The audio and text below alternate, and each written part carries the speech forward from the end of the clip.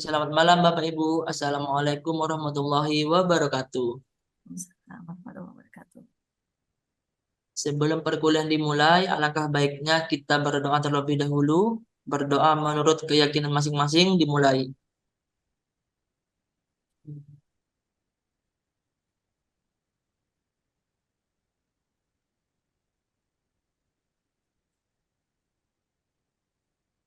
Selesai. Perkuliahan malam hari ini kita akan membahas mengenai keamanan digital dan perannya bagi bisnis. Apa alasan keamanan digital penting bagi perusahaan? Yang pertama, untuk melindungi data. Yang kedua, meningkatkan produktivitas. Yang ketiga, melindungi perusahaan dari kerugian. Makanya dari itu, suatu keharusan yang harus dilindungi dari ancaman kejahatan digital yang mengakibatkan penyalahgunaan identitas. Bagaimana cara menjaga keamanan digital bagi perusahaan? Izinkan Bu Puji yang menjelaskan. Baik, untuk mempersingkat waktu, kita mulai saja perkuliahan malam hari ini. Semoga apa yang disampaikan Ibu Puji malam hari ini bisa bermanfaat untuk kita semua. Kepada Ibu Puji, saya persilahkan. Mas Ical, terima kasih. Padahal tadi saya sudah senang loh mau dilanjutkan sama Mas Ical. Saya mau menyimak aja tadi itu sebenarnya. Baik, Bapak Ibu. Selamat malam semuanya. Assalamualaikum warahmatullahi wabarakatuh. Suara saya masih bisa terdengar jelas ya Bapak Ibu? Jelas, jelas Bu. Oke. Ya, walaupun nanti mungkin semoga tidak banyak kendala nanti dalam saya menyampaikan dan tidak banyak nanti yang mau saya sampaikan, kita akan lebih banyak berdiskusi tentang yang namanya keamanan digital dan perannya bagi bisnis kita. Bapak Ibu, seperti apa yang sudah kita ketahui bahwasannya keamanan digital itu penting banget karena saat ini itu sering terjadi yang namanya kebobolan suatu data. Apalagi di era digital yang semakin maju saat ini itu keamanan data itu jadi isu krusial bagi setiap bisnis. Perlindungan terhadap informasi itu sangat sensitif. Dan rahasia bisnis itu bukanlah sekedar pilihan, melainkan sebuah keharusan Bapak Ibu. Apalagi dengan yang namanya keamanan digital, kita itu bisa memainkan peranan penting kita dalam menjaga integritas privasi kita. Dan juga kita bisa menjaga kontinuitas dalam operasional sebuah bisnis kita. Dan data itu juga merupakan aset berharga bagi kita. Yang walaupun notabene hanya sekedar yang namanya KTP, kalau dilihat bendanya kecil, tapi itu bisa membawa dampak yang sangat luar biasa, dan itu merupakan aset yang sangat berharga bagi kita, dan harus dijaga dengan sungguh-sungguh. Karena jika kita jatuh ke tangan yang salah, data kita, maka dapat membawa konsekuensi yang pasti merugikan kita. Dan seperti ancaman seperti serangan cyber, pencurian data, pelanggaran keamanan, dan juga itu dapat merusak reputasi bisnis kita. Sehingga dapat merugikan kepercayaan pelanggan kita.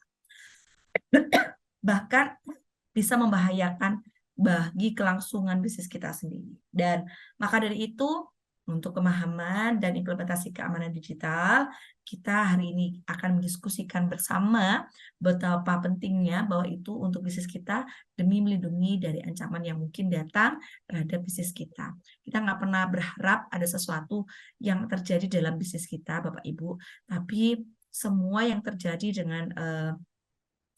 dengan diri kita itu ya sudah kita rencanakan sebaik-baik mungkin, walaupun bagaimana sistem keamanan dari suatu bisnis yang kita jalankan itu kadang juga susah untuk bisa kita backup, untuk bisa kita handle agar tetap terjaga untuk keamanannya seperti itu. Baik, baik. Ini ada sebuah video, Bapak Ibu, silakan disaksikan, dicermati, dan kita akan diskusikan lebih awal terlebih dahulu terkait dengan ini. Namun kita tidak akan ke breakout room, kita akan mencoba untuk mendiskusikan secara langsung. Mungkin bisa difikirkan secara 5 menit untuk apa yang terjadi di dalam video ini. Silakan disimak, Bapak Ibu. Hey Serena, Yeah, what you got in your bag? it's my new heels for graduation.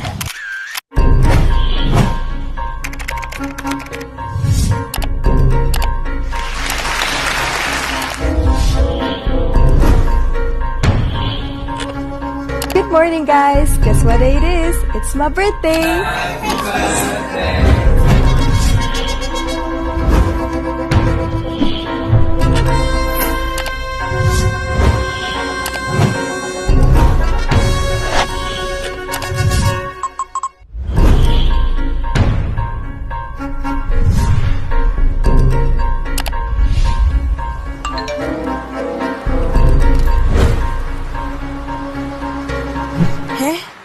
Where are these charges coming from?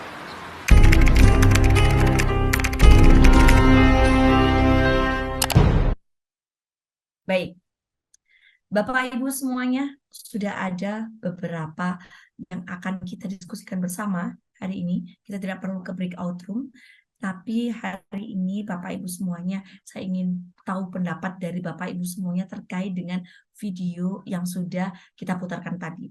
Ada 5 poin pertanyaan yang perlu Bapak Ibu semuanya perlu untuk menjawab. Dan nanti kita akan tahu jawaban satu persatu dari Bapak Ibu semuanya dan kita akan coba untuk mendiskusikannya. Baik, silakan dipikirkan 7 menit dari sekarang. Silakan Bapak Ibu, videonya apakah jelas dan bisa mengeluarkan suara Bapak Ibu tadi? Jelas. Jelas, Bu, jelas. Oke. Ini ada 5 pertanyaan yang akan Bapak Ibu sampaikan. Silakan dipikirkan, waktunya 7 menit untuk mendiskusi, untuk memikirkan jawabannya. Baik, sudah? Kita cek kembali teman-teman. Oke, sebelum kita mulai untuk berdiskusi terkait dengan hal tersebut, saya putarkan kembali 1 kali untuk videonya dan kita akan bahas bareng-bareng. Selamat menikmati. Hey Serena, Yeah, what you got in your bag? it's my new heels for graduation.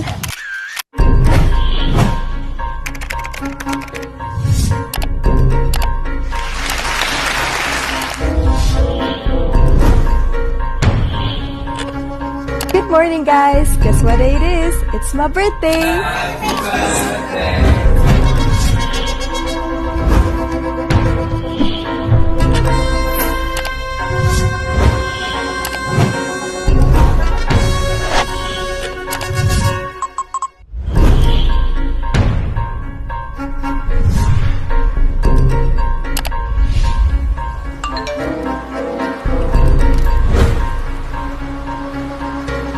Huh?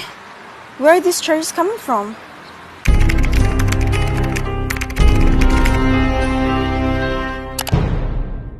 Baik, kita akan coba bahas bareng-bareng terkait dengan video yang sudah kita tampilkan bersama tadi. Oke. Yang pertama, bagaimana menurut Anda tentang video yang baru saja diputar? Itu sebenarnya tentang apa sih? Dan sebenarnya itu dimulai dari mana? Kenapa bisa terjadi seperti itu? Oke.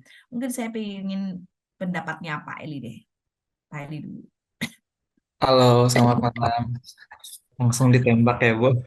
Iya, langsung ditembak nih. Oke, Gimana, Pak Eli? sebelumnya saya juga pernah lihat sebetulnya video ini ya, Bu, di TikTok. Kalau nggak salah tuh waktu itu di TikTok juga. Dan memang ketika melihat video ini tuh, apa sih pendapat kita? Ya pertama, jadi worry ya, Bu. Jadi kayak untungnya sih saya bukan tipikal orang yang dikit-dikit posting medsos gitu kan. Karena ya emang nggak seperti itu gitu. Tapi pembelajaran juga buat kita lebih bijak dalam menggunakan media sosial. Apa yang kita posting itu tuh lebih ini lagi, difilter lagi gitu kan. Nah, kayak gitu. Kemudian yang kedua, apa yang sebaiknya dilakukan untuk mengatasi hal tersebut. Nah, kalau misalkan hal ini terjadi, misalkan amit-amit ya, pada saya gitu kan. Yang pertama ya harus ini sih Bu, langsung konfirmasi ke banknya gitu kan. Kayak kalau misalnya kita punya kartu kredit dan lain sebagainya, kalau itu tuh penipuan gitu kan, kayak itu bukan kita yang melakukan gitu. Karena kan di video itu kan sebetulnya si pelaku ini menggunakan media sosial si ceweknya itu, kemudian ngambil data-datanya mulai dari yang sangat detail ya, data-data yang biasanya dikonfirmasi oleh pihak bank, tanggal lahirnya berapa, namanya berapa gitu dan lain sebagainya gitu kan. Nah, itu yang harusnya kita benar-benar private sih. Jadi di media sosial kita harus bijak dan tidak seharusnya men-share hal-hal yang tersebut gitu. Terus bagaimana mengatasi agar kejadian tidak terulang kembali? Yaitu tadi kita harus lebih bijak, harus lebih berhati-hati gitu kan dalam menggunakan media sosial, jangan sampai data-data pribadi kita juga kayak di-share-share seperti itu kan. Itu soalnya akan memicu terjadinya hal tersebut itu. Kemudian siapakah yang harus berperan serta dalam penanganan kebocoran data dan apa peranannya? Sebetulnya balik lagi yang paling penting itu kita sendiri sih, Bu. Iya, diri kita sendiri, kita harus memproteksi diri kita harus bijak menggunakan media sosial agar tidak terjadi hal demikian pada kita. Kemudian yang kelima, apakah Anda masih tetap menggunakan digitalisasi jika terjadi hal demikian? Ya, sebetulnya digitalisasi itu tuh masih penting dan sebetulnya perlu juga gitu. Jadi kalau misalnya terjadi ya nggak sampai bikin kita nggak pakai digitalisasi juga sih, Bu. Tapi lebih bagaimana kita bisa berdampingan dengan era digital ini, tapi kembali lagi kita sebagai orang yang bisa mengontrol diri kita agar lebih bijak dalam menggunakan media sosial. Itu sih Bu dari saya. Terima kasih. Oke, thank you. Keren jawabannya Pak Eli. Oh, saya pengen tahu juga sih pendapatnya dari, nanti kita akan bahas Bapak Ibu ya. Pak Martinus, gimana pendapatnya Pak Ibu, selamat Martinus? malam semua. Selamat malam. Eh, saya cuma hanya menambahkan aja sih Bu dari jawaban Mas Eli karena semua sudah terangkum ya. Intinya dari yang saya garis bawahi dari video tersebut itu eh, kita lebih untuk bijak lagi ya, maksudnya menggunakan sosial media, terutama yang berhubungan dengan digitalisasi tadi itu untuk lebih berhati-hati dengan data-data yang penting yang kita punya. Itu aja sih Bu dari saya Bu. Oke, Terima kasih. thank you Pak Dinus, Pak Embi. Dan saya pengen tahu nih yang lagi nggak on cam, Mas Syahrul, Pak Syahrul. Pak Syahrul, gimana Ya, pendapatnya? ya baik. Izin oke Ibu, sedang dalam perjalanan. Siap. Ya, untuk dari saya Bu, untuk poin pertama, pendapat saya setelah melihat video barusan, saya setuju dengan Kak Eli dan Pak Martinus bahwa untuk video tersebut adanya ketidakhati-hatian dalam memposting video dan terlalu terbuka ya Bu atau mengekspos. Menurut saya seperti itu. Yang sebaiknya dilakukan untuk mengatasi hal yang terjadi tersebut sih sebaiknya saya melihat dulu sebelum diposting, meninjau apakah ada data-data yang menurut saya tidak harus dipublikasikan. Jika ada, saya akan potong. Jika itu mengurangi estetika, saya paling akan saya blur sih seperti itu Ibu. Dan ketiga, bagaimana mengatasi kejadian tidak terulang kembali. Yang pertama sih, saya setuju dengan Kak Eli, kalau itu terjadi di bank, saya akan konfirmasi dan lain sebagainya. Terus, siapakah yang harus berperan serta dalam penanganan kebocoran? Ya, yang pertama, ya, mohon maaf Ibu. Yang pertama yang pastinya diri saya sendiri untuk lebih hati-hati dan pastinya saya juga mengenalkan jasa tim kepolisian atau tim-tim terkait dalam penanganan data yang bisa melanggar kriminalitas lah seperti itu Ibu. Dan poin terakhir, apakah Anda masih tetap menggunakan? Ya tentunya pasti akan melakukan, namun dengan kehati-hatian tadi seperti itu Ibu. Terima kasih. Baik, terima kasih Pak Syahrul. Kalau tadi sudah cowok-cowok, nih saya pengen juga, biasanya sih paling sosmed, biasanya ada di cewek. Tapi nggak tahu ya, apakah teman-teman cewek kita itu benar yang merupakan si paling sosmed atau enggak. Gimana dengan Bu Dikmah? Pendapatnya Bu Dikmah gimana? Malam Bu, mohon maaf saya Malam. off cam ya Bu ya. Siap. Oke, kalau dari saya mungkin ya kita sekarang kan zamannya sudah digital semua gitu kan, dan banyak juga yang mengalami kebocoran data ini gitu kan. Nah, kalau poin nomor satu, sebenarnya saya juga pernah nonton filmnya juga. Ada film di di Netflix itu, ini tentang keren banget gitu kan. Dia itu nyari orang tuanya yang hilang dari sosmed, jadi historinya gitu. Jadi, wah keren juga ya. Maksudnya kalau kita nanggapinya secara positif, kita sorry terlalu berlibet berlibet. Ini aja deh. Kalau pendapatnya pasti mengerikan, mengerikan. Kalau misal kita orang yang ceroboh itu sih, Bu. Orang yang ceroboh itu, terus kadang itu kan kita nggak sengaja juga ya, nggak sadar bahwa kita tuh udah up data diri kita sendiri gitu kan. Contohnya kayak gini, sesimpel kita mau beli tiket gitu. Kita mau beli tiket, itu kan kita pasti share. eh oh ya betul, missing, missing Pak Eli betul. Terus habis itu yang belum nonton bisa nonton, keren. Sekarang itu saya lebih hati-hati karena banyak sekali cerita-cerita dari orang lain gitu ya. Kalau misal mau beli tiket, kalau mau beli sewa mobil atau apapun itu kan pasti minta KTP ya kan. Nah, salah satu triknya itu KTP-nya itu harus dikasih tulisan gitu kan. Teks ini buat buat pesan tiket, buat apapun itu. Karena ya orang sekarang itu cerdik-cerdik gitu lah, bisa untuk didaftarin pinjol dan lain-lain kayak gitu kan. Nah, terus habis itu apa yang sebaiknya dilakukan untuk mengatasi hal ini ya itu tadi lebih berhati-hati. Terus poin ketiga, gimana caranya agar tidak kejadian gitu ya. Kalau kalau saya ambil contoh sosmed, sosmed itu sebenarnya banyak fitur yang membuat kita itu bisa ini ya lebih memastikan bahwa gimana caranya nggak bocor. Jadi ada kayak kita aktifin, kebetulan saya juga pegang beberapa akun sosmed perusahaan, Bu. Jadi saya juga ngaktifin autentikasi 2 faktor gitu. Jadi nggak sembarangan orang yang bisa masuk ke sosmed itu gitu.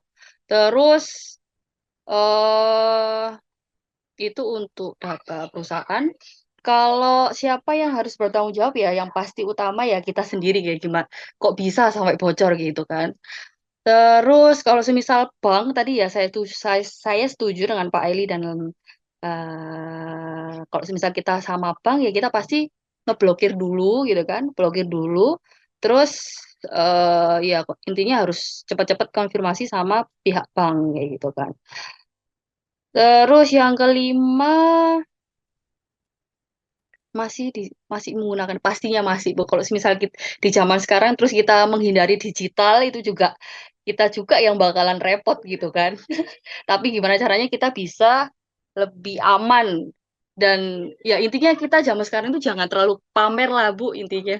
Kita harus menahan diri kita sendiri agar aman. Gitu aja sih Bu. Terima kasih Bu. Oke, thank you Bu Nikma. Yang biasanya kita cewek-cewek sih paling sosmed ya. Saya tuh kadang itu sampai ditanya sama si bos itu, kamu tuh sampai lupa password Instagram kamu apa gimana? Gak pernah posting. Aduh, gimana? Oke, terima kasih pendapatnya. Dan satu lagi mungkin si paling sosmed juga mungkin cewek, Bu Siti. Bu Siti ada Instagram ataupun ada sosial media yang lain?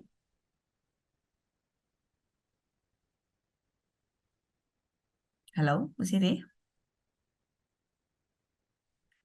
Sepertinya Bu Siti masih ada kendala, jadi kita lewati dulu dengan Bu Siti ya. Oke, baik, terima kasih teman-teman untuk pendapatnya keren-keren banget ya terkait dengan video yang sudah kita putar tadi, bahwasannya seperti yang sudah di teman-teman bahas dan juga sudah disampaikan juga bahwasannya ketika kita harus bijak dalam melakukan atau memposting yang namanya media sosial, kadang apa-apa mau makan, mau apa, di mana keberadaan kita, terus kemudian posisi kita di mana, alamat kita di mana, itu dari situ sebenarnya dari para hacker itu bisa melacak keberadaan kita dan juga identitas kita. Tanpa kita ketahui bahwasanya dengan yang awalnya kita itu sebenarnya pengennya itu dicap sebagai seorang yang si paling sosmed dan selalu aktif, update terhadap perkembangan sosial media, tapi ternyata ada banyak orang yang menyalahgunakan dengan keberadaan kita. Tanpa kita ketahui juga dengan adanya kelalaian kita kadang itu menge-share sesuatu yang memang itu bersifat rahasia. Bahkan kalau kita menaruh sesuatu yang mungkin itu bisa menjadi tolak ukur bagi para hacker untuk melihat bagaimana kondisi kita dan siapakah kita. Sebenarnya orang cuma butuh yang namanya data nama lengkap kita, terus kemudian kita nyari dia di mana posisinya, alamat dan sebagainya, itu sudah bisa terkontrol dan mereka bisa mengatasi itu semua. Tapi ketika kita ngomongkan tentang yang namanya kebocoran data, sebenarnya apa sih apa yang harus kita lakukan, Bapak Ibu? Benar sekali. Kalau yang namanya kebocoran data, tiba-tiba ada yang ngirim WhatsApp dengan memakai identitas kita, kemudian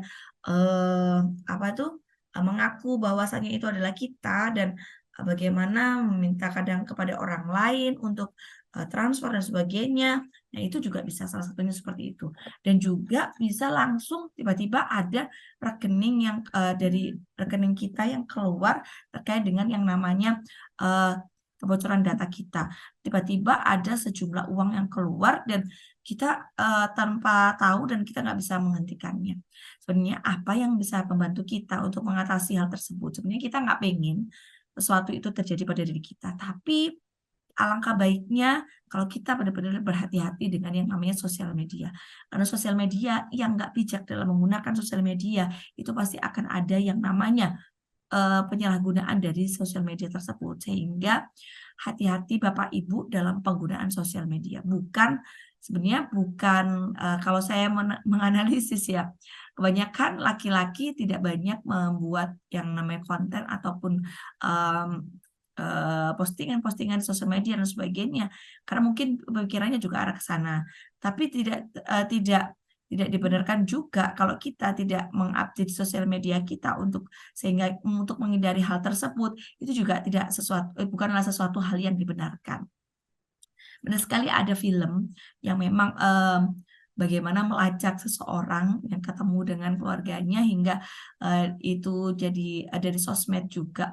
Kalau kita bijak dalam mengelola sosial media kita, itu akan sangat bermanfaat buat kita. Tapi kalau kita tidak bijak, apapun segalanya di-upload di sosial media tanpa kita melihat kebutuhannya kita apa dan sebenarnya apa sih yang kita butuhkan, itu tentu akan ada terjadi hal-hal yang tidak diinginkan. Bahkan sudah ada benar-benar mengaktifkan autotensi itu agar tidak terjadi kebocoran data itu seperti apa.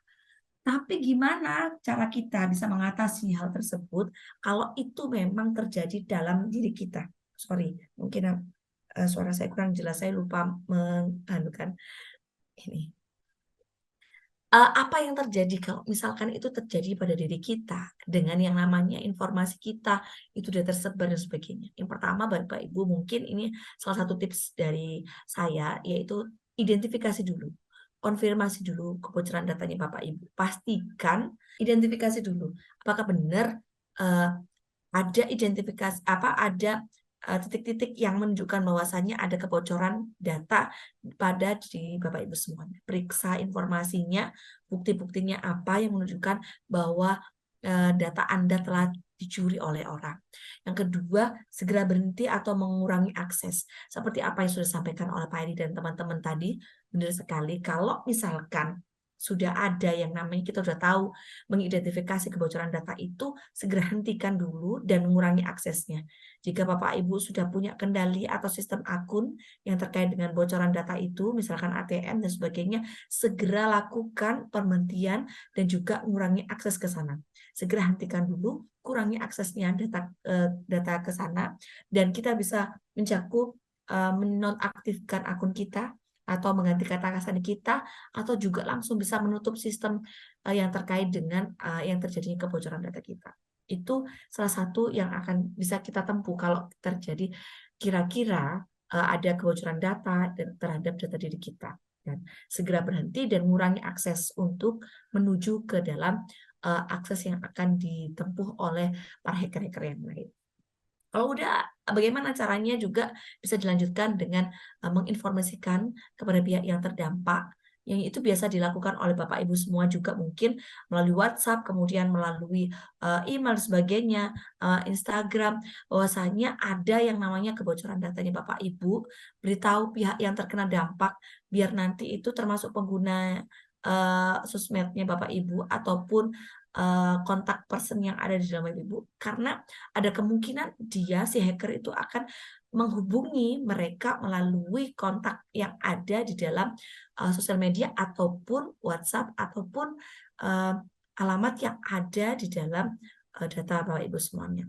Ini bisa mencakup pelanggan, bisa, karyawan juga bisa, atau pihak terkait yang terpengaruh, misalkan teman-teman kita yang punya menyimpan nomor kita dan sebagainya itu. Kalau udah, apakah cukup di situ Bapak Ibu? Bisa Bapak Ibu semuanya bisa kolaborasi dengan tim keamanan data, bisa melibatkan keamanan data internalnya Bapak Ibu atau eksternalnya juga kalau memang benar-benar sudah dibutuhkan untuk bisa membantu menginvestigasi kebocoran data Bapak Ibu. Sebenarnya Bapak Ibu bisa melihat nanti itu dan bisa mengambil tindakan apa sebenarnya yang perlu saya lakukan untuk dengan adanya kebocoran data yang saat ini memang dialami oleh Bapak Ibu semuanya. Tapi kita berharap tidak ada yang seperti itu. Dan yang penting itu adalah mengevaluasi dampak dan resiko.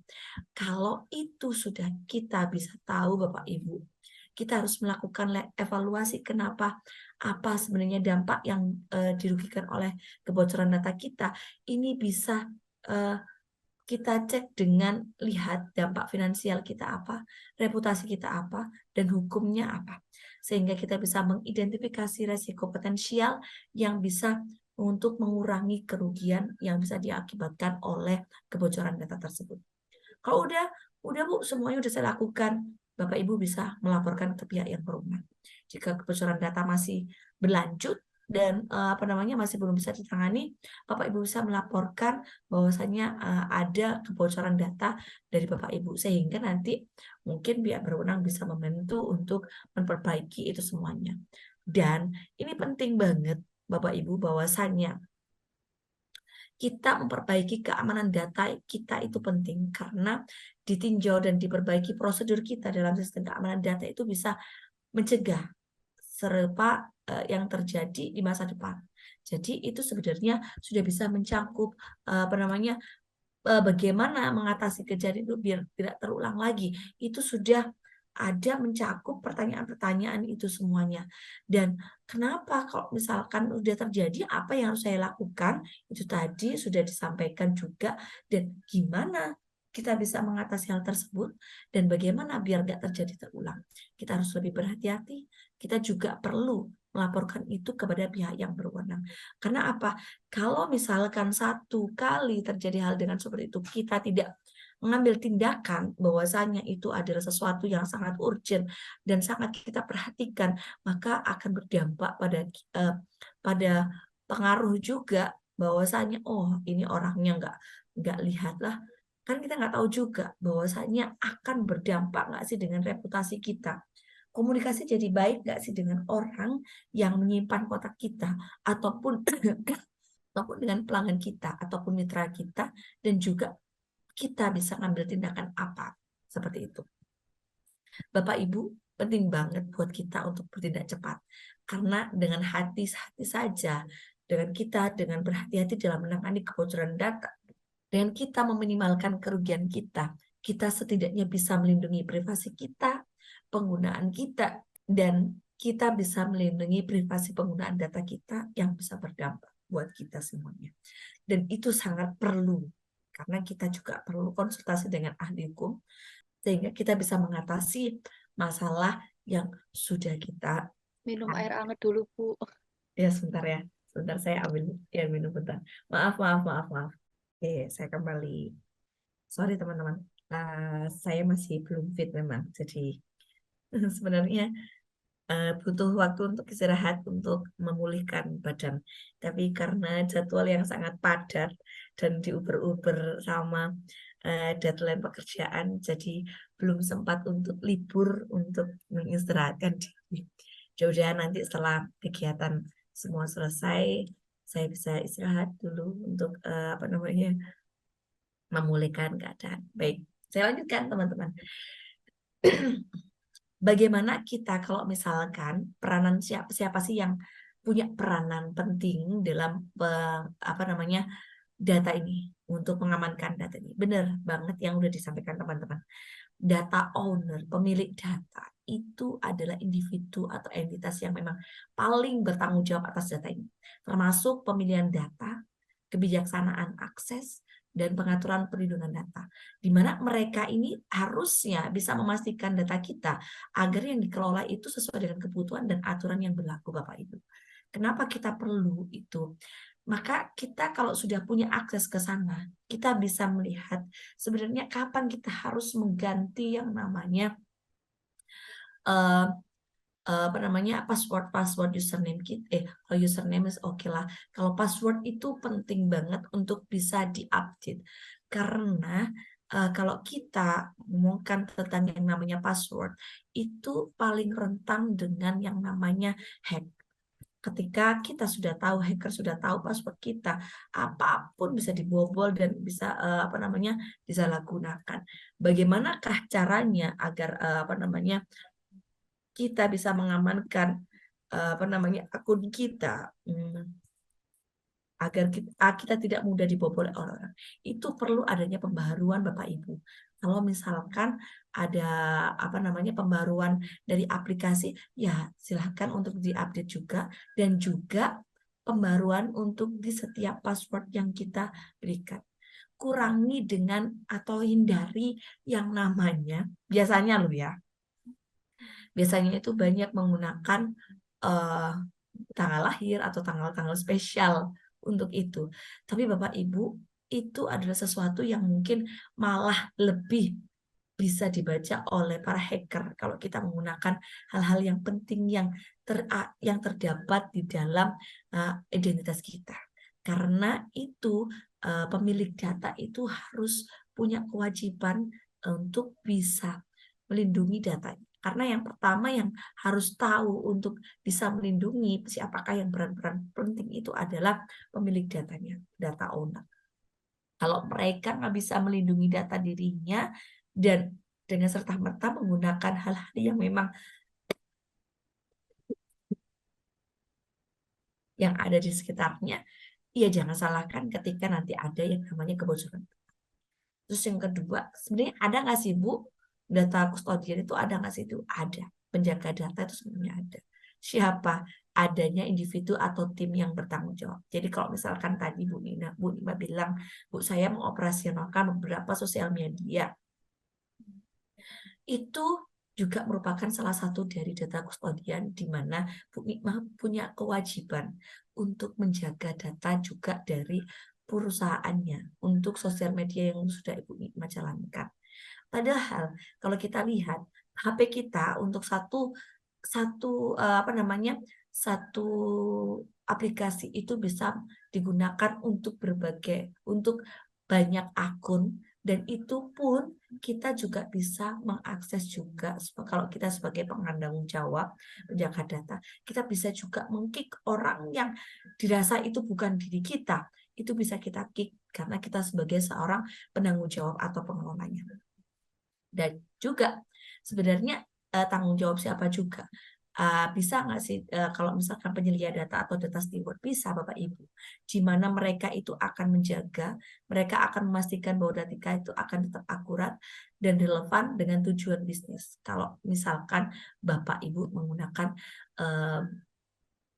jasa dari orang lain atau penyelia data Bapak Ibu semuanya. Dan kalau misalkan udah udah berada di tingkat yang memang perlu banget orang lain, perlu nggak sih Bu data protection officer? Perlu kalau memang sudah bisnisnya keren dan udah banyak dan mengandung banyak informasi yang penting, itu perlu. Dan bahkan data security officer atau DSO itu juga perlu, karena mereka juga bisa mengembangkan strategi keamanan data, juga bisa mengawasi pelaksanaannya, dan juga bisa mengatasi keamanan data Bapak Ibu.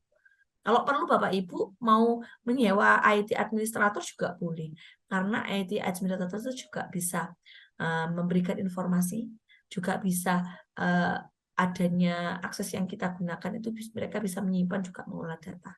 Dan yang terakhir adalah end user, itu penting banget karena mereka tetap harus bisa menjaga data kita agar nanti bisa tetap beroperasional dari kegiatan kita. Kerjasama antar berbagai peran inilah Bapak Ibu yang nantinya pasti bakalan dijaga dan agar tetap akurat itu seperti apa sehingga kita nanti bisa berlaku dan bisa berperan, bisa memahami peran kita sebagai tanggung jawab kita kalau kita misalkan dihadapkan pada permasalahan adanya kebocoran data. Baik. Itu tadi diskusi kita Bapak Ibu. Sekarang kita ngomongkan sebenarnya apa sih itu keamanan digital? Perannya bagi bisnis kita itu apa? Dan bagaimana cara kita bisa menjaganya? Bapak Ibu, kalau kita ngomongkan yang namanya era digital, pasti keamanan data itu adalah suatu keharusan di mana nanti data pribadi, kemudian data yang sensitif, itu Bapak Ibu bisa memilikinya dan menjadi sasaran yang empuk bagi para penjahat digital. Jika kita berhasil untuk mengamankannya, alhamdulillah.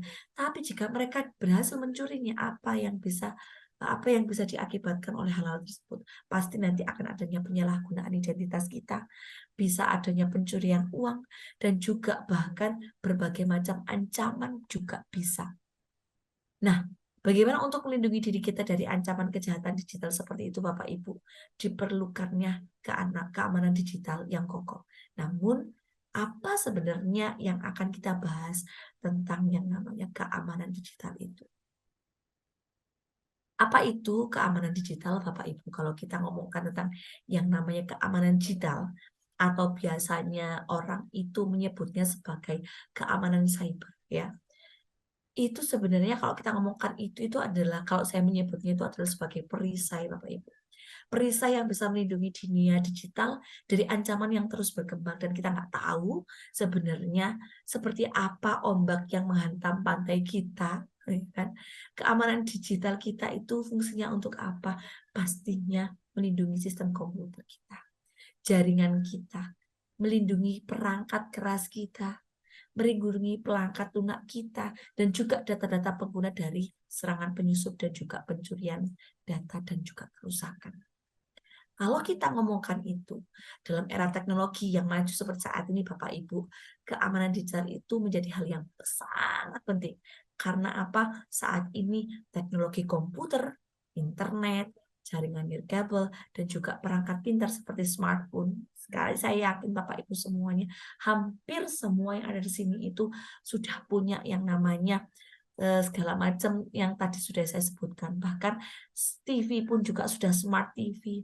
Sekarang sudah ada banyak yang namanya penerapan dari IoT, Internet of Things. Itu semuanya sangat bergantung pada yang namanya keamanan digital. Baik individu kita, bisnis kita, maupun pemerintah, sebenarnya semua butuh yang namanya keamanan digital. Apalagi bisnis kita, Bapak Ibu semuanya telah beralih ke yang namanya digital, sehingga karyawan kita, terus kemudian mitra kita, semua kita berinteraksi secara intensif dengan dunia digital. Pemerintah pun saat ini juga sudah banyak memanfaatkan sistem digital karena apa? Ya itu tadi, efisiensi dan biaya yang lebih rendah. Kalau tadi ada pilihan, apakah Bapak Ibu akan meninggalkan yang namanya digitalisasi? Susah Bapak Ibu, karena kita sudah terlalu nyaman dengan itu semua. Karena kita menilai dengan adanya digitalisasi, sebenarnya kalau kita tahu perkembangan teknologi, itu lebih efisien, lebih rendah, lebih oke. Karena kita akan lebih oke dengan yang namanya digitalisasi. Kalau udah kayak gitu sebenarnya, kalau kita ngomongkan yang namanya keamanan digital, kita harus tahu Bapak Ibu bahwasanya keamanan digital itu harus dilindungi dari kejahatan yang ada, dan bisnis digital kita itu bisa terorganisasi untuk yang lebih baik. Seperti apa?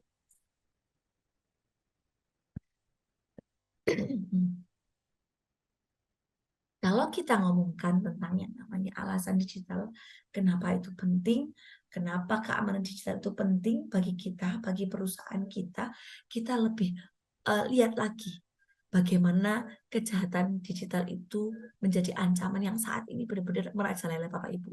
Dampaknya itu sangat merugikan bagi perusahaan kita, apalagi diri kita. Bahkan ketika ini adalah menjadi sebuah alasan mengapa keamanan digital ini sangat penting Bapak Ibu. Beberapa waktu yang lalu itu sudah muncul yang namanya di WhatsApp ketika kita klik APK dan itu secara langsung rekening kita terkuras dari situ dan secara tidak langsung kalau misalkan kita tidak sadar dengan itu semua, kita tidak memblokir dari rekening dan sebagainya data diri kita, maka apa yang terjadi banyak banget yang namanya dampak-dampak yang akan dirugikan oleh kita. Bapak Ibu, melindungi data kita, data yang merupakan harta yang tak ternilai ya Bapak Ibu. Dan hampir semua bentuk kejahatan digital itu menargetkan data kita. Kenapa? Karena baik itu milik individu, bisnis, maupun pemerintah, data perusahaan, data karyawan, data konsumen, itu semua adalah sebuah aset yang berharga. Dan harus dilindungi, kenapa? Karena dengan keamanan digital. Itu serangan digital itu sebagai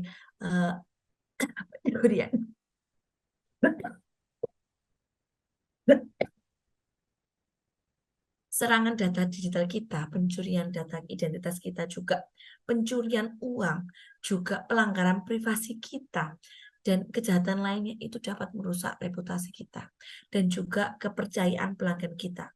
Jika data tersebut jatuh ke tangan penjahat Bapak Ibu, naudzubillah, perusahaan kita juga akan mengalami kerugian. Itu adalah sesuatu yang tidak kita inginkan. Informasi inovasi produk itu juga bakalan seperti itu. Laporan bisnis kita, pribadi karyawan kita, bahkan informasi konsumen kita itu akan rentan terhadap yang namanya penyalahgunaan.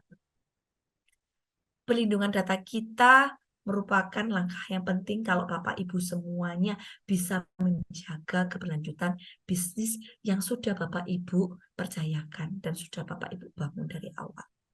Bagaimana dan mengapa alasan kita juga yang itu bisa meningkatkan produktivitas kita. Kok bisa kita bisa meningkatkan produktivitas kita? Karena keamanan digital yang kuat itu Bapak Ibu, kita tuh bisa meningkatkan produktivitas perusahaan secara keseluruhan. Ketika perusahaan kita memiliki sistem keamanan yang handal Bapak Ibu, serangan digital yang mungkin bisa kita cegah, dapat kita cegah, itu saya yakin itu semuanya bisa lebih efektif dan efisien tanpa ada rasa kekhawatiran tentang ancaman digital kita. Perusahaan kita itu bisa fokus, bisa kegiatan intinya itu bisa memproduksi dan meningkatkan produktivitas. Bayangkan Bapak Ibu, kalau berapa banyak waktu yang terbuang jika harus menghadapin yang namanya serangan digital yang sudah benar-benar ganggu operasional perusahaan kita selama berjam-jam, bahkan berhari-hari, bahkan berminggu-minggu. Dengan penerapan keamanan digital yang baik, saya rasa perusahaan kita dapat mengurangi gangguan tersebut dan bisa meningkatkan efisien kerja kita. Dan apalagi alasannya, kenapa kok kita itu penting banget tentang yang namanya alasan digital ini.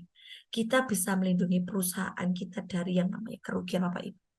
Dari serangan digital yang dapat menyebabkan kerugian itu tadi Bapak Ibu, material kita, terus kemudian biaya kita yang bisa merusak cita perusahaan kita.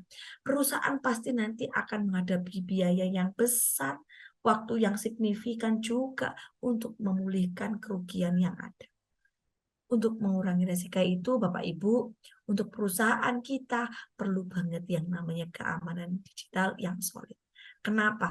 Dengan penerapan keamanan digital yang baik Bapak Ibu, perusahaan kita dapat mencegah serangan serta punya rencana tanggap darurat yang siap digunakan ketika serangan tadi terjadi dan kita itu tetap bisa ngurangin dampak kerugian kita. Baik itu dari segi waktu maupun biaya dan juga pemulihan kita seperti apa.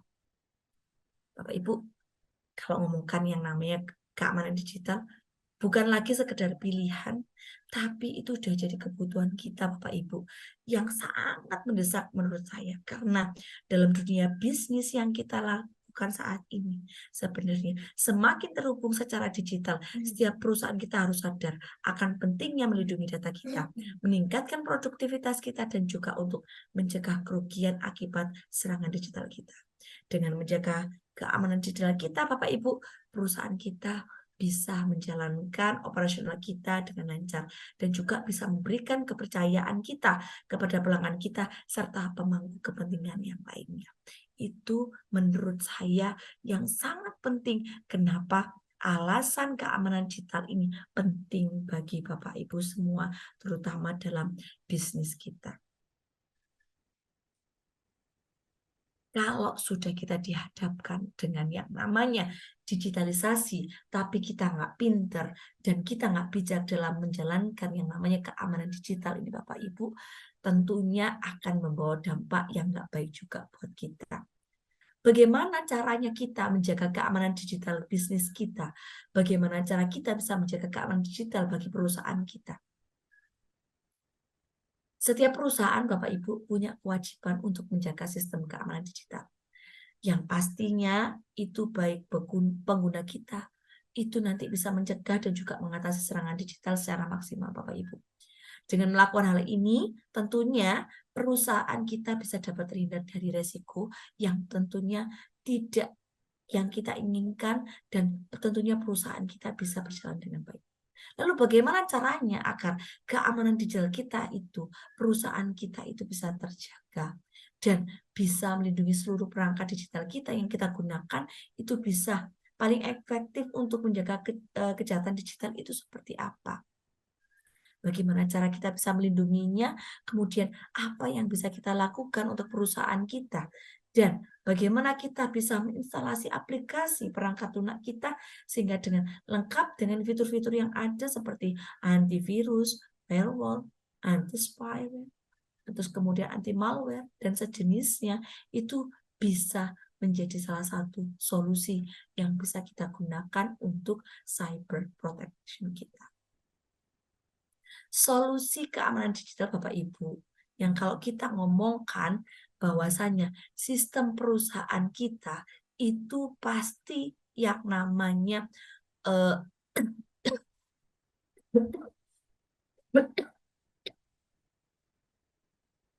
solusi yang nanti bisa kita tawarkan Bapak Ibu dari keamanan digital yang kita tahu diintegrasikan bahwasanya kita sebenarnya bisa melindungi seluruh perangkat yang digunakan dengan cara bagaimana kita itu bisa aktif mengubah password ataupun perangkat yang kita gunakan. Bu, gimana kalau misalkan kita punya perusahaan, punya website perusahaan, Bapak Ibu bisa masang SSL-nya. Lalu kalau misalkan nggak punya, bagaimana kalau misalkan data saya itu saya simpen di Google Drive yang notabene kita nggak tahu juga yang itu emang digunakan oleh banyak orang juga. Dan Google punya kewajiban untuk menyimpan data kita. Ya, tentunya ada yang namanya backup data. Bu, kalau misalkan saya untuk untuk menghindari hal-hal tersebut, karena kita nggak bisa Bapak Ibu untuk mendeteksi sepertinya yang kita install, sepertinya yang kita gunakan, software yang kita gunakan itu sebenarnya bebas dari ancaman virus atau enggak. Dan kita juga perlu banget untuk mendeteksi apakah gadget kita aman atau enggak.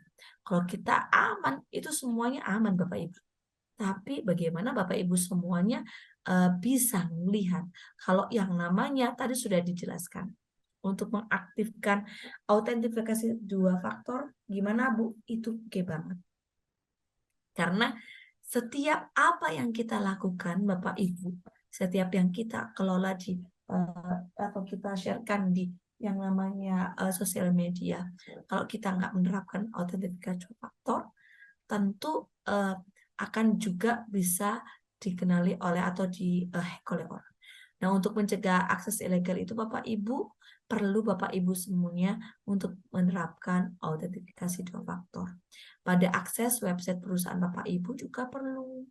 Kemudian dari serangan hacker yang bisa mendapatkan kata sandi kita dengan kredensial kita yang lainnya masih harus melewati yang namanya lapisan autentifikasi tambahan. Dengan adanya autentifikasi 2 faktor itu penting. Karena seperti kita mengklik notifikasi yang muncul ya Bapak Ibu di perangkat seluler kita, untuk mengonfirmasi kebenaran itu kita kalau dengan yang namanya OTP kedua faktor itu bisa. Karena apa? Metode keamanan digital kita saat ini berhasil menghalangi semua serangan bot dan sebagian besar serangan phishing kita kalau serangan yang kita targetkan itu kita autentifikasi dengan dua faktor. Bu, gimana kalau kita melakukan backup data? Ya itu sih Bapak Ibu, seringkali sih backup data itu dianggap sepele. Padahal kalau kita ngomongkan tentang yang namanya backup data, ini tuh adalah menjadi hal yang sangat penting Bapak Ibu. Terutama dalam keamanan digital. Setiap perusahaan kita untuk menjaga keamanan data, terlebih lagi jika perusahaan kita ngalamin tentang yang namanya serangan digital. Backup data ini bisa membantu kita untuk memulihkan data kita yang sudah hilang atau dicuri. Bahkan pastikan perusahaan Bapak Ibu semuanya bisa punya backupan datanya. Kita belilah untuk penyimpan backup data karena itu sangat penting. Bu, kalau saya nggak punya, saya mau berlangganan, bisa nggak sih Bu? Bisa Bapak Ibu. Sebenarnya ini yang sudah saya ambil dari kata data.go.id. Ada yang perlu Bapak Ibu ketika mengaktifkan media sosial Bapak Ibu. Bagaimana Bapak Ibu semuanya bisa membuat password Bapak Ibu aman itu tentunya kembali kepada diri kita. Apakah kita mengerti dengan cara mengganti password atau mengamankan password kita atau enggak mengerti? Atau kita termasuk orang yang tidak pernah melakukannya, atau kita dibantu oleh orang lain untuk itu, atau kita bisa melakukan sendiri dan melakukannya dengan membantu orang. Bapak Ibu, dari survei yang kita lakukan dan kita lihat dari kata data.go.id bahwasannya sebenarnya kita itu semua bisa melakukan sendiri Bapak Ibu. Tapi entah kenapa kadang ya kalau itu bersifat perusahaan seperti itu, kalau akun pribadi mah oke. Bapak Ibu, kalau punyanya perusahaan kita sebagai owner juga mengaktifkan sendiri, juga mengelola sendiri juga agak kesulitan kalau kita tidak mempercayakan pada orang lain.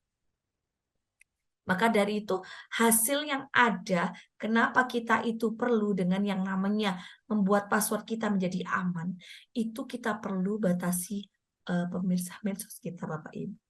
Kenapa? Biasanya yang memperoleh followers ataupun pengikut-pengikut yang secara tidak lazim itu biasanya ya kebanyakan mereka menggunakan bot itu ya followers kita atau pemirsa yang dari medsos kita itu juga bermacam-macam Bapak Ibu. Ada yang memang tidak sesungguhnya ataupun juga bisa digunakan tuh hacker-hacker untuk melihat aktivitas kita. Makanya kalau misalkan Bapak Ibu punya followers, kalau bisa yang alami, karena kita bisa tahu siapa sebenarnya dan bisa membatasi siapakah yang bisa melihat medsos kita. Sebentar, saya izin minum. Biasanya Bapak Ibu untuk pada waktu kita mengaktifkan yang namanya sosial media kita, kadang kita berada di mana, lokasinya kita ada di mana, nah itu sebenarnya memudahkan para hacker itu untuk mencari lokasi kita dan keberadaan kita dan untuk melacak keberadaan kita. Maka dari itu kalau bisa disarankan kalau Bapak Ibu memang harus berurusan dengan yang namanya sosial media, kalau bisa untuk share location-nya bisa dimatikan Bapak Ibu. Dan itu juga perlu banget. Nah, untuk backup data lebih dari satu itu penting. Karena yaitu tadi, kita juga perlu yang namanya keberadaan data kita juga bisa di backup. Karena kita nggak tahu data yang kita pakai itu namanya sudah aman apa belum.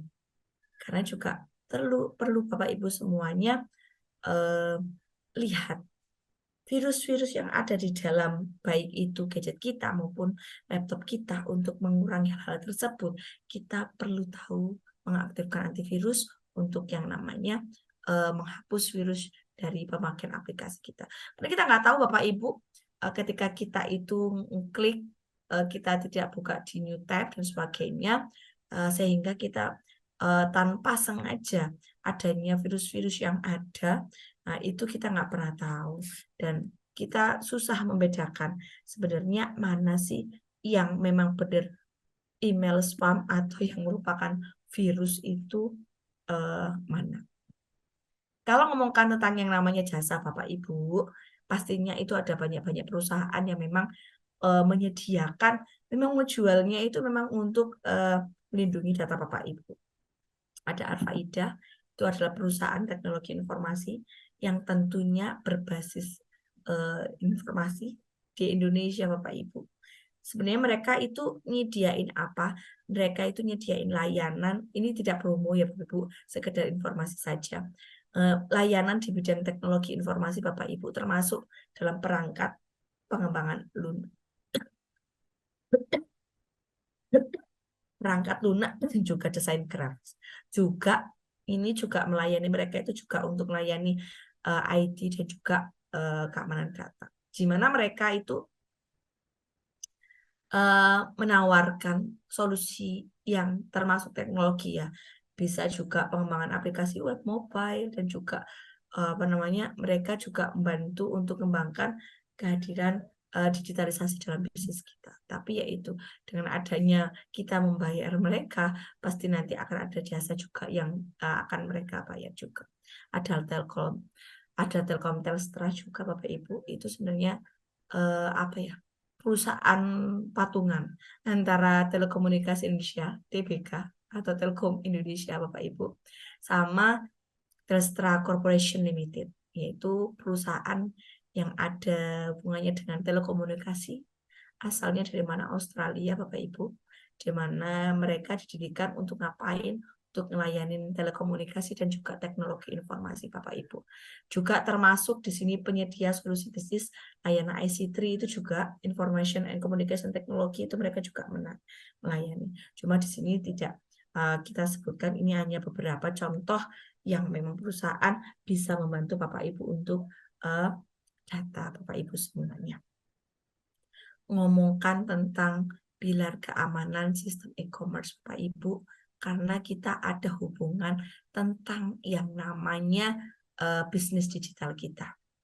Sebenarnya apa sih yang menjadi pilar keamanan dari bisnis digital kita, Pak Ibu?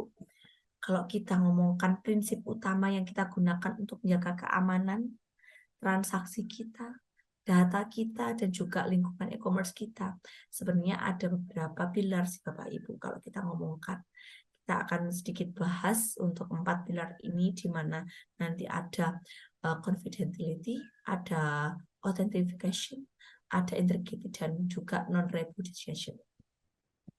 Yang pertama, tentang keabsahan pengirim atau authentication, Bapak Ibu. Sebenarnya apa sih itu? Itu adalah suatu proses di mana Bapak Ibu itu bisa memverifikasi identitas pengguna atau entitas yang terlibat di dalam bisnis digitalnya Bapak Ibu. Ini untuk apa? Untuk ngepastiin bahwa pengirim atau penerima data itu adalah orang yang memang sesuai dengan sistem yang seharusnya. Dalam konteks hal ini itu bisnis digital Bapak Ibu adalah e-commerce. Autentifikasinya apa? Cukup apa? Bisa berupa kata sandi, bisa sertifikat digital, bisa pengenalan sidik jari pun bisa Bapak Ibu, atau juga melalui faktor autentifikasi lainnya. Tujuannya untuk apa? Untuk mencegah agar nanti itu akses oleh pihak yang tidak sah atau yang nggak digunakan atau yang tidak di luar kita itu bisa memastikan bahwasannya pihak kita itu bisa berpartisipasi dalam transaksi kita. Yang kedua, confidentiality atau kerahasiaan data. Kalau ngomongkan confidentiality Bapak Ibu, berarti kita itu ngomongkan bagaimana kita bisa melindungi data kita, dilindungi oleh akses pihak yang tidak sah, Nah, di sini itu kita bisa mencegahnya kalau kita itu bisa mengakses atau membaca data sensitif yang ada di simpan kita. Sebentar. Dan sebenarnya kalau kita lebih ngomongkan tentang yang namanya kerahasiaan data Bapak Ibu, sebenarnya penggunaan enkripsi itu adalah salah satu cara yang bisa digunakan untuk mencapai kerahasiaan kita, sehingga nanti hanya pihak berwenang yang saja yang bisa membaca data kita Bapak Ibu. Yang ketiga tentang integriti atau keaslian data. Gimana caranya tidak dapat diubah secara tidak sah itu seperti apa sih Bapak Ibu yang masuk dengan integriti Bapak Ibu. Bapak Ibu kalau ngomongkan tentang yang namanya memastikan bahwa kita nanti bisa mengalami perubahan yang sah ataupun enggak selama transit atau enggak terhadap penyimpanan kita, ini sebenarnya itu bisa melindungi data kita dari perubahan, dari pengeditan, dari manipulasi yang tidak kita inginkan. Nah, misalkan dari tanda tangan digital gitu. Sebenarnya untuk mastiin integritas data kita itu bisa memungkinkan bagi penerima kita itu bisa memverifikasi bahwasanya itu emang adanya perubahan selama proses Bapak Ibu. Sehingga kita bisa tahu tanda tangan digital kita itu dipalsu atau enggak, kita bisa tahu.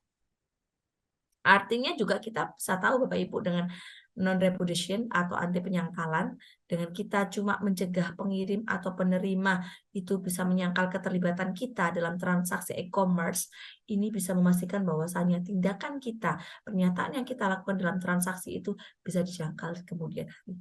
Dan pastinya dengan adanya non-repudiation, nanti tanda tangan digital kita atau catatan yang penting untuk bisa kita pakai itu nanti bisa dilakukan dalam transaksi dan digunakan sebagai bukti kita kalau kita ada perselisihan atau sengketa Bapak Ibu. Kalau gitu sebenarnya gimana? Kalau kita melihat Bapak Ibu sebenarnya ada ancaman juga ada solusi. Kalau ancamannya berupa pencegatan data atau pembacaan modifikasi data secara tidak sah, kita bisa tahu solusinya bagaimana dengan yang namanya enkripsi. Kalau kecurangannya itu dilakukan oleh orang-orang yang identifikasinya tidak diketahui, Ibu, gimana? Bapak Ibu bisa cari yang namanya autentikasi. Contohnya loh ya, ini kayak tanda tangan digital. Itu penting Bapak Ibu. Nah, kalau kita tahu Bapak Ibu tanda tangan kita dilakukan oleh orang yang tidak atau disalahgunakan oleh orang atau pengirim dari penerima yang nggak sah, ya pasti kita perlu tentu yang namanya autentifikasi. Gimana kalau data kita dianggap tidak sah oleh seseorang atau data milik orang lain itu nggak sah? Kita bisa menggunakan yang namanya firewall. Apa itu? Nanti kita bisa menyaring atau melindungi lalu lintas data kita itu melalui jaringan atau server yang memang jaringan maya atau pribadi. Bapak Ibu, ada video yang Bapak Ibu bisa saksikan juga terkait dengan keamanan data kita. Oke, ngaku aja siapa yang pernah ikutan challenge ini atau ini, bahkan ini. Oke, mungkin ini semua cuma buat seru-seruan, tapi mungkin banyak dari kita juga nggak sadar. Kita udah ngasih data pribadi kita dengan sukarela dan cuma-cuma. Dan mungkin kalian juga sering dengar kalau data itu berharga, sampai ada yang jual beli data pribadi di internet. Emang berapa harganya data pribadi kita kalau dijual di luar sana?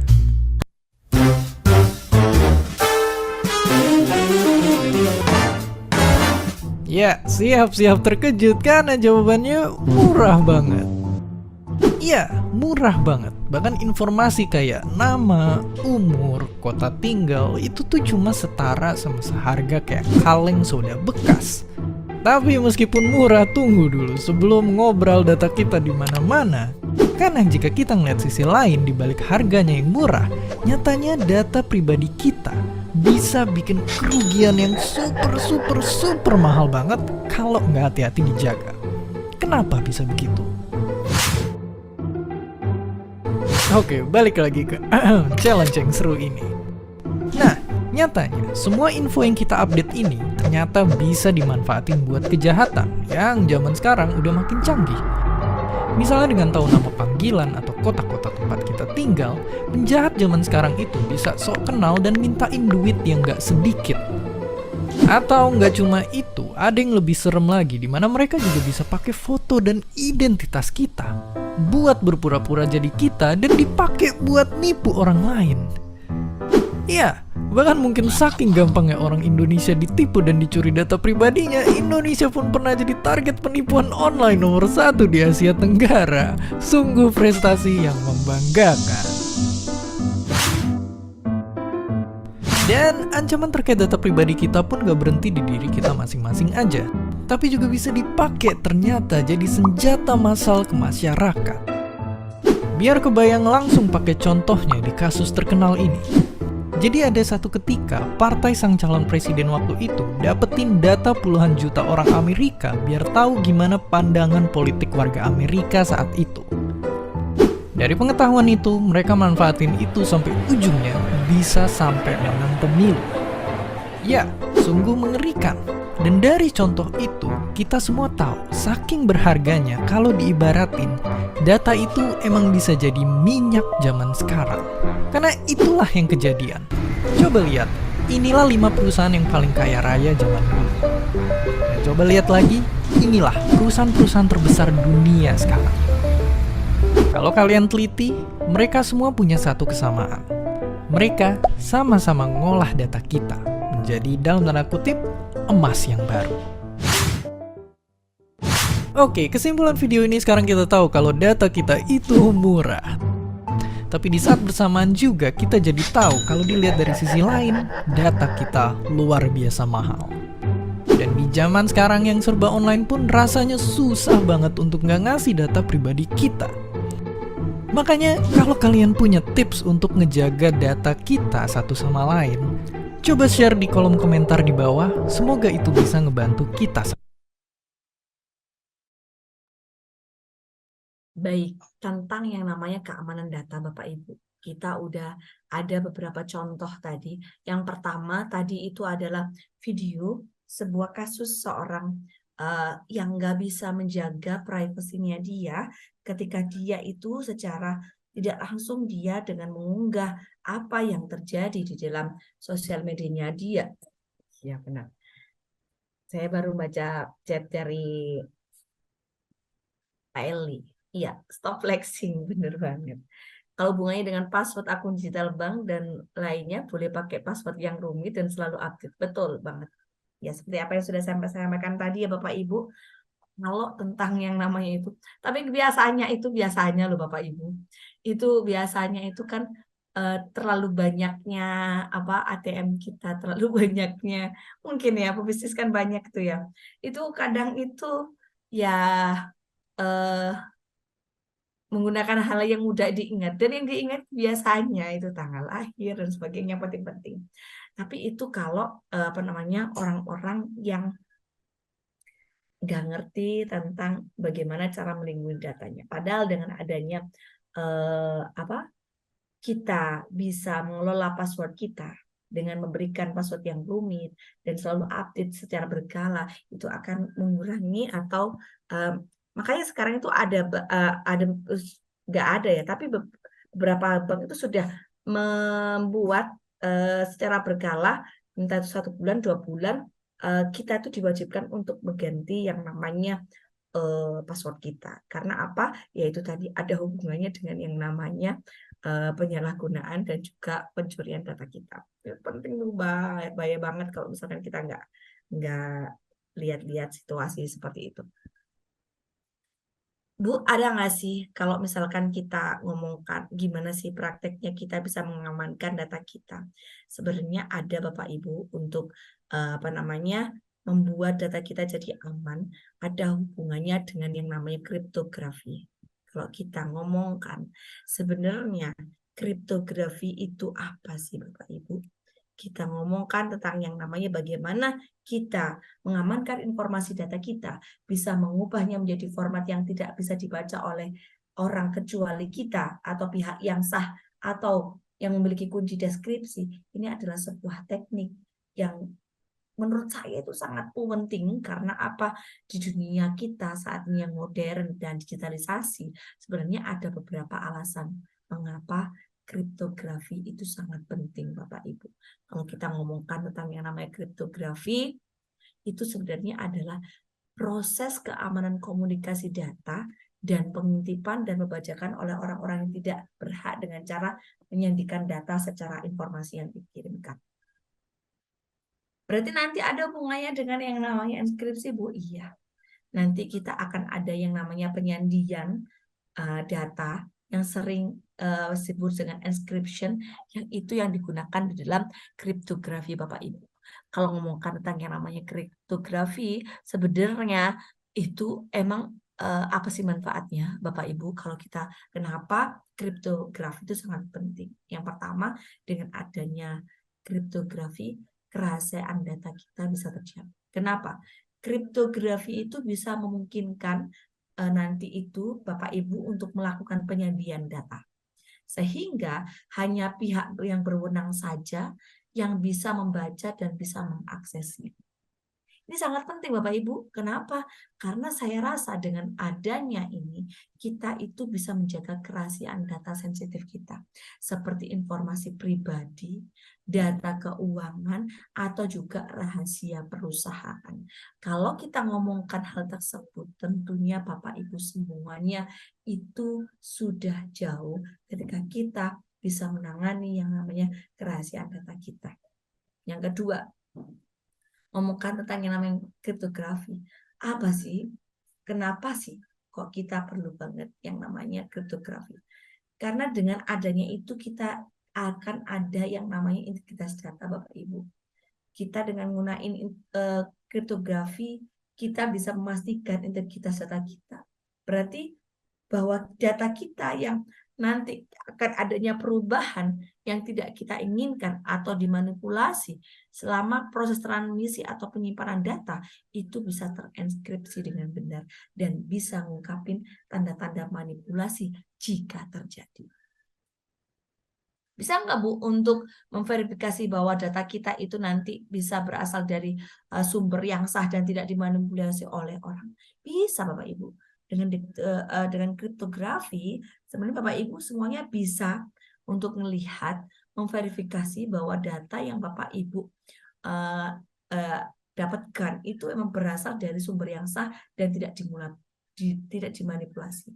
Sehingga nanti Bapak Ibu semuanya penting menghindari serangan yang melibatkan perubahan data kita juga oleh pihak penjahat kita. Bu, kalau dengan adanya privasi dan keamanan komunikasi, apa fungsinya? Kenapa itu jadi penting, Bapak Ibu? Bapak Ibu, kalau kita ngomongkan tentang yang namanya keamanan dan komunikasi, ini sangat mungkin bagi kita. Ini memungkinkan pesan kita, informasi kita yang kita transmisikan melalui jaring komunikasi seperti internet itu bisa tetap aman dan tidak sah. Itu seperti apa? Ya melalui kriptografi. Sehingga kalau kita ngomongkan kriptografi, sebenarnya itu sebenarnya telah menjadi dasar bagi Bapak Ibu semuanya untuk banyak teknologi kita atau aplikasi yang kita gunakan sehari-hari itu, termasuk komunikasi online kita, perbankan kita, elektronik kita, e-commerce kita, dan lebih banyak lagi yang segera nanti kita bisa meningkatkan ancaman dari cyber dan nanti bahkan bisa untuk melindungi data sensitif kita dari kriptografi kita. Sehingga itu sangat penting bagi Bapak Ibu semua untuk mengenal yang namanya kriptografi. Bu, kalau ngomongkan tentang kriptografi, berarti nanti ada hubungannya dengan enkripsi enggak sih, Bu? Iya. Bapak Ibu ngomongkan tentang yang namanya enkripsi, kemudian kita perlu tahu sebenarnya kalau kita ngomongkan data encryption standard atau DES ya Bapak Ibu, kita perlu tahu bahwasanya kalau kita ngomongkan tentang enkripsi, deskripsi, nah itu sebenarnya proses ini beda nggak sih Bu? Beda Bapak Ibu.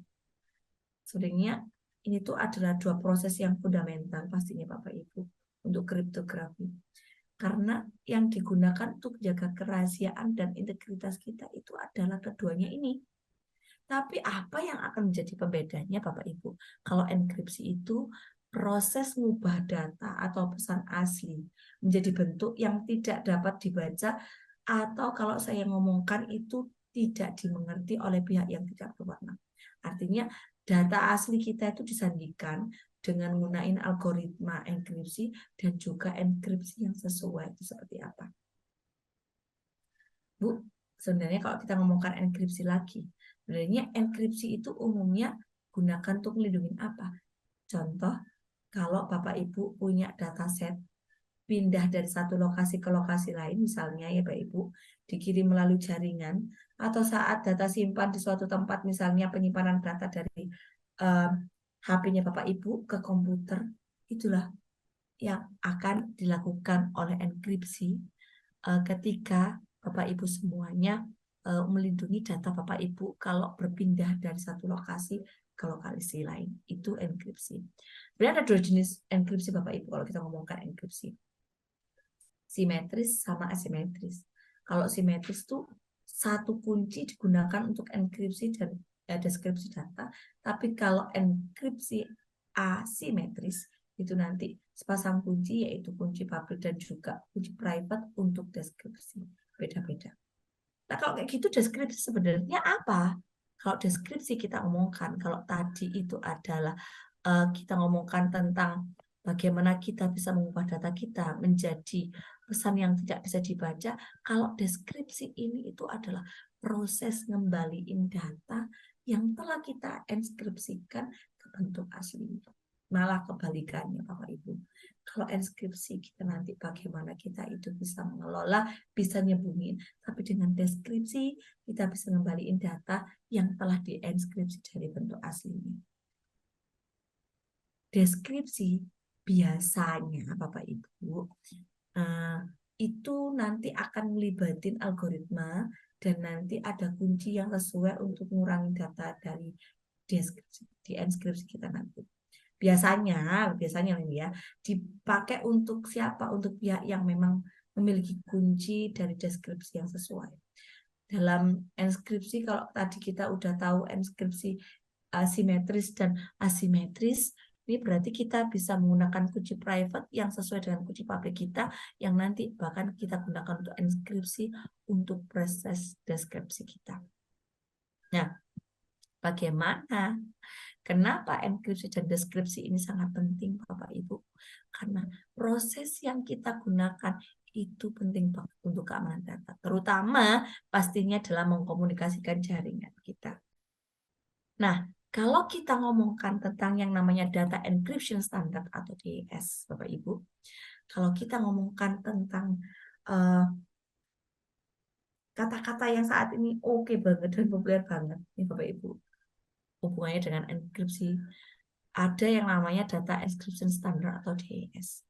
Kalau kita ngomongkan itu, Bapak Ibu, sebenarnya kalau kita ngomongkan DES itu sebenarnya algoritma dalam kriptografi yang dikembangkan oleh NIST, ya, National Institute Standard of Technology. Itu gunanya untuk apa? Yang paling kita tahu bahwasanya yang digunakan untuk enkripsi, mendeskripsi data yang sama itu DES. Bekerja untuk apa? Pasti nanti untuk menjadi menginskripsikan kunci yang sama di salah satu algoritma kita, sehingga nanti itu komunikasi kita atau perlindungan data kita itu nanti bisa digantikan oleh AES atau Advanced Encryption Standard, dan nanti punya kemampuan yang kurang tahan sehingga nanti serangan komputasi kita itu jadi lebih kuat. Kalau Pretty Good Privacy itu, kalau kita ngomongkan tentang ini, maka itu ada suatu program komputer Bapak Ibu yang nanti akan kita gunakan untuk apa? Untuk penandatangan email dan file. Itu biasanya dipakai. Dan juga ada yang namanya RSA atau algoritma kriptografi yang nanti digunakan untuk ngamanin data komunikasi kita, baik internet kita, melindungi data pribadi kita, juga berfungsi untuk gunain data sepasang kunci kita untuk menginskripsi data kita dan kunci private kita, Bapak Ibu. Nah, banyak banget.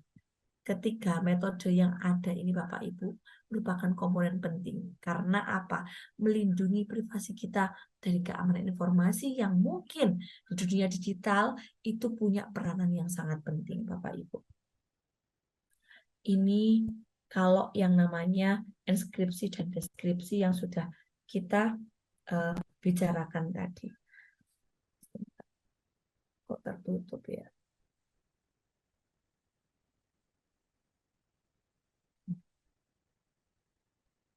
Kalau kita ngomongkan tentang yang namanya sistem keamanan digital, Bapak Ibu, mau kita nanti pakai tipe enskripsi kunci simetrik, mau asimetrik, sebenarnya punya keunggulan dan kelemahan masing-masing. Kalau kita ngomongkan kunci publik atau simetrik atau asimetrik, berarti nanti kita ngomongkan tentang bagaimana apa sih sebenarnya unggul dari yang namanya kunci simetrik. Kalau kita gunain kunci simetrik, Bapak Ibu coba, karena apa? Kita cuma searah aja. Juga bisa diimplementasikan di perangkat keras kita. Ya, tapi di sini sebenarnya kalau karena sesuatu yang cepat ya Bapak Ibu, ya pasti nanti itu sukar untuk distribusi kuncinya. Enggak ada yang namanya, kadang kita gunain yang namanya tanda tangan digital. Itu enggak didukung kalau di situ. Nah, kalau untuk kunci publik itu masih oke karena dia lebih lambat dan membutuhkan komputasi yang intensif, Bapak Ibu. Tapi di sini karena dia itu lambat juga, lewat tanda tangan digital pun di sini itu bisa. Dan pasti nanti untuk pemilihan integrasi kita juga lebih oke juga. Sehingga kita tahu Bapak Ibu bahwasannya pasti di dalam sebuah pengelolaan yang namanya akun-akun kita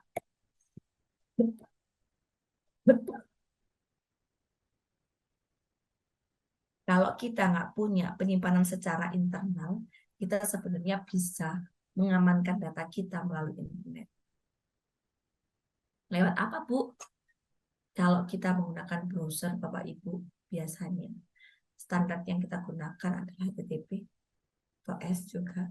Nah, ini fungsinya untuk apa? Kalau kita menggunakan browser, kita menggunakan server web, kita menggunakan aplikasi internet, nanti akan melindungi transaksi kita pada waktu di web. Kalau misalkan kita berupa jaringan, ya apa? Ya bisa juga melalui browser juga, server juga bisa, internet juga bisa. Dari sini kita tahu Bapak Ibu, kalau kita punya virtual private atau VPN network, kita itu bisa mengenkripsi data kita sehingga firewall atau router kita itu juga oke. Ini standarnya Bapak Ibu, kalau punya email, minimal ada standar untuk keamanannya. Nah, untuk jaringan firewall, untuk aplikasi web itu adalah HTTPS atau SSL bisa. Kalau untuk email kita, itu bisa menggunakan PM atau PGP, Bapak Ibu. Ngomongkan tentang yang namanya HTTP atau SHTTP, itu digunakan untuk web, karena nanti ada hal yang namanya otorisasi dari keamanan dokumen kita. Tapi kalau kita ngomongkan tentang yang namanya SSL, itu juga bisa Bapak Ibu. Tapi di sini nanti itu transaksinya kita yang ada di web itu bisa menjadi keputusan keamanan kita sehingga nanti ada metode yang bisa kita kendalikan di sana. Kalau MIMA untuk apa? Untuk keamanan email kita. Di mana nanti akan ada algoritma kriptografi yang nanti bakalan bisa menjadi lisensi bagi kita sehingga nanti kita bisa melakukan otoritas sertifikat dan juga sertifikat global untuk itu. Ini PGP, kalau kita ngomongkan PGP juga bisa dari aplikasi-aplikasi enskripsi Bapak Ibu semuanya, bagaimana caranya kita bisa mengamankan data kita. Kalau kita ngomongkan tentang yang namanya keamanan data, sebenarnya hal yang perlu kita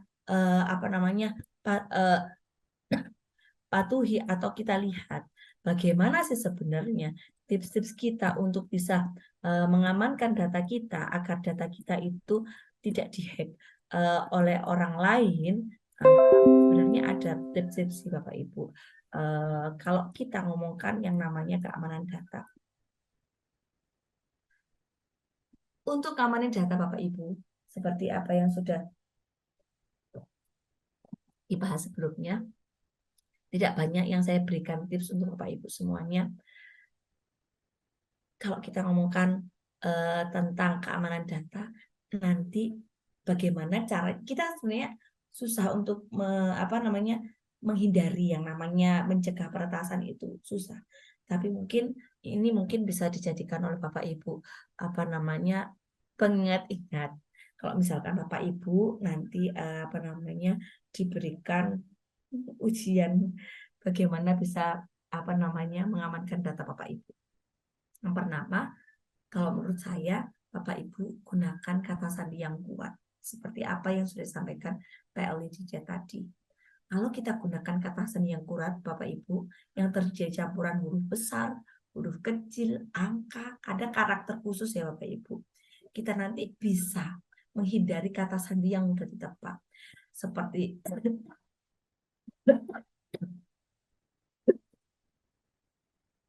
tanggal lahir kita, nama keluarga kita, nama anak kita, yang biasanya biasanya itu biasa dipakai untuk kata sandi unik dari setiap akun.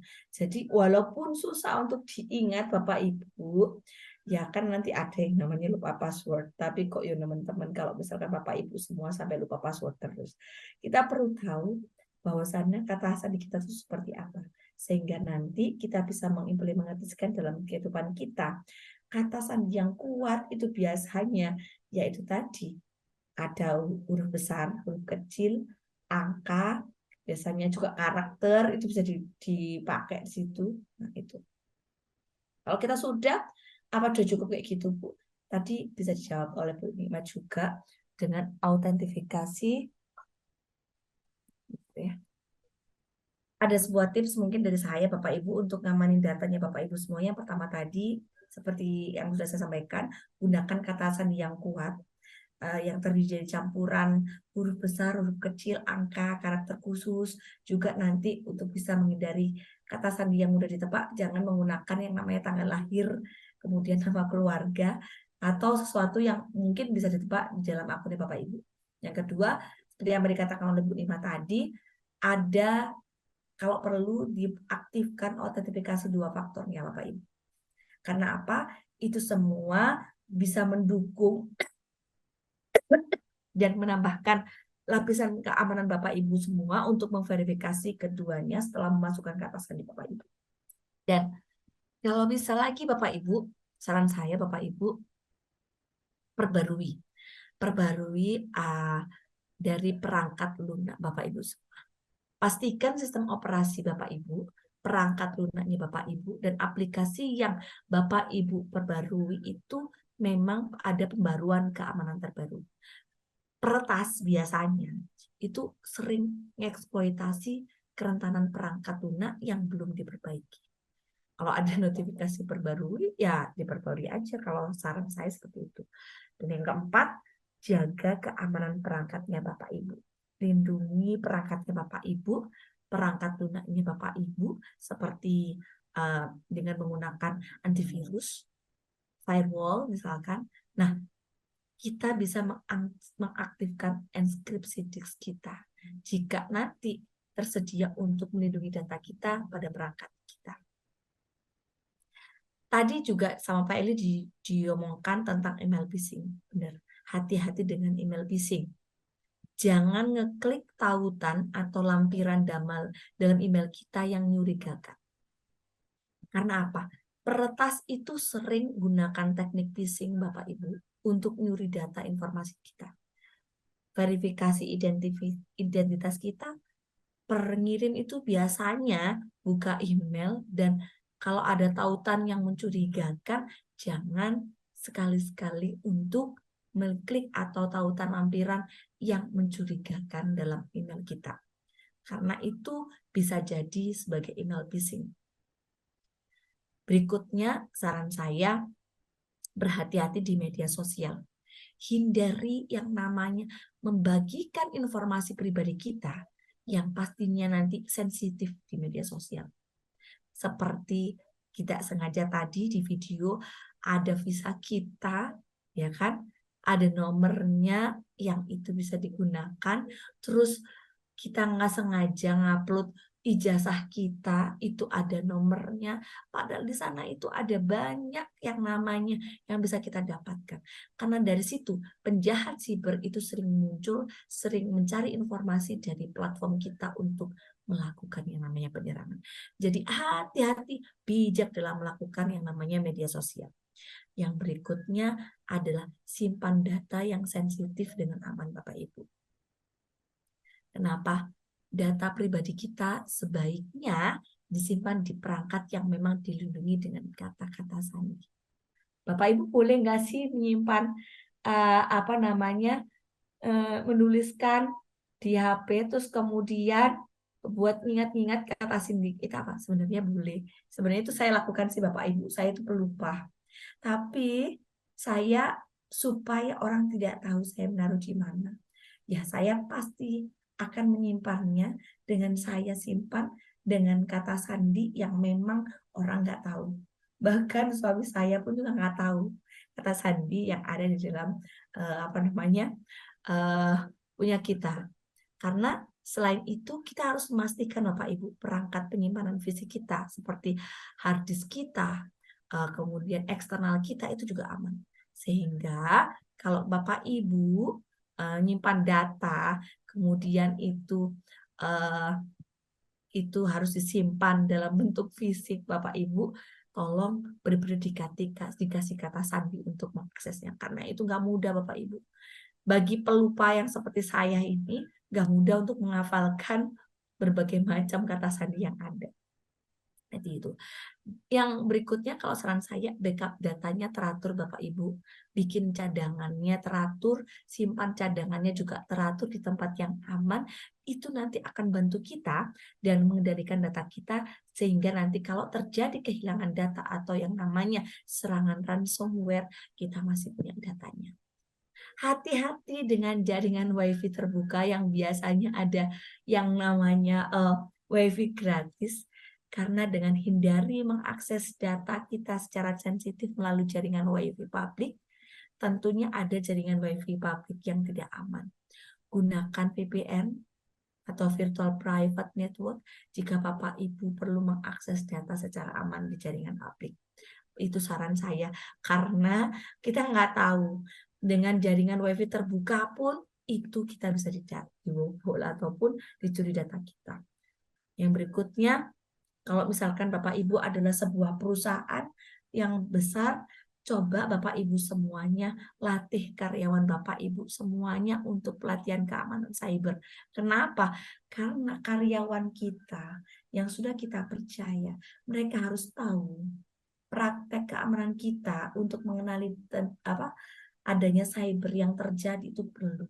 Dan lihat juga kalau Bapak Ibu melihat yang mengakomodir untuk sosial media atau webnya Bapak Ibu, untuk perusahaannya Bapak Ibu, itu adalah orang-orang yang memang berberi kepercayaan dan memang sudah dijamin kepercayaannya. Karena apa? Bapak Ibu perlu membuat tinjauan izin dan juga aplikasi Bapak Ibu semuanya untuk yang namanya kalau Bapak Ibu semuanya secara berkala Bapak Ibu semuanya melihat dengan adanya perubahan itu dan nanti akan ada yang namanya pergantian dari akun-akunnya Bapak Ibu semuanya. Itu yang bisa saya sampaikan Bapak Ibu terkait dengan keamanan data kita. Bahwasanya saya bisa mengambilkan kesimpulan Bapak Ibu di dunia ini keamanan digital itu sangat memegang penting Bapak Ibu, sehingga dengan keamanan digital yang kita miliki kita akan berharap kita bisa tetap tumbuh bertahan di tengah-tengah perubahan dunia semakin digital ini. Dari saya cukup sekian, saya kembalikan ke moderator. Terima kasih. Alhamdulillah selesai juga perkuliahan malam hari ini. Hari ini saya banyak ngomong Mas Ical karena Iya, ini Bu. penting banget dengan yang namanya keamanan digital. Kita diskusi di awal tadi emang saya sempatkan untuk berdiskusi dengan teman-teman dengan adanya kasus yang ada karena keamanan digital itu penting. Bahkan di perusahaan yang gede banget, bahkan pemerintah kita juga keamanan digital itu sudah Iya, betul. sudah banyak dijamah oleh para hacker-hacker itu. Jadi tadi banyak saya ngomongnya. Itu sih Mungkin mudah-mudahan jelas buat teman-teman semua. Jelas kok Bu, dari tadi Bapak Ibu ini tidak ada pertanyaan karena sudah jelas mungkin. Atau ngantuk dengan apa yang saya sampaikan. Berarti memang penting Bu ya keamanan di zaman AI sekarang ya. Ya pastinya itu Mas. Apalagi kalau misalkan ada hubungannya dengan bisnis digital, itu pasti dan Iya, bisa betul. kita ituin. Bagaimana Bapak Ibu? Apakah ada pertanyaan sebelum perkuliahan ditutup, diakhiri? Udah cukup, Pak. Sudah cukup. Cukup, Mas Fajar. Cukup Langsung Mas Ical. menjadwalkan minggu ini untuk ganti semua password, Bu. Semoga ya itu cuma saran tips aja Bu, cuma tapi itu emang biasa saya lakukan juga, tapi karena berdasarkan pada ilmu yang sudah saya dapatkan, karena itu penting banget biasanya loh ya. Biasanya kalau orang malas menghafal ya yang dipakai ya tanggal lahir, kemudian tanggal-tanggal orang sayangan itu biasanya. Jadi biar nggak diretas orang aja itu sih. Ya kayaknya Mas Ical udah paham semua deh.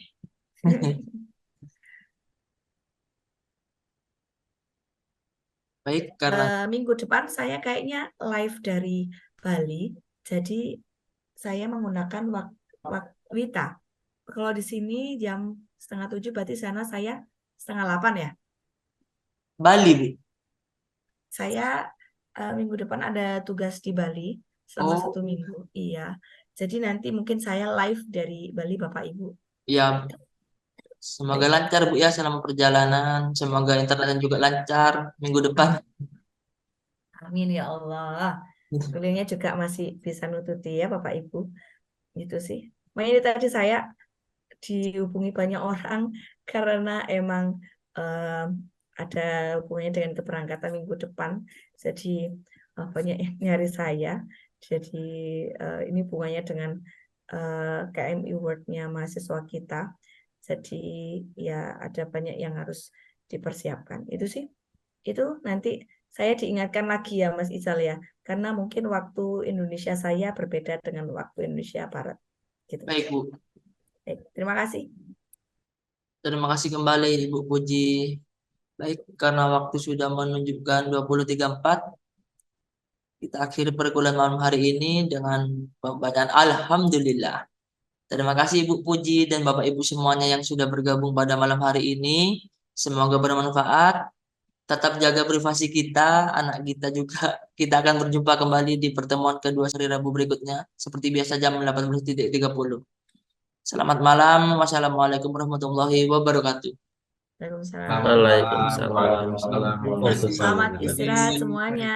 Terima kasih Bu. Terima kasih Bu Puji. Terima kasih Mas Aldi.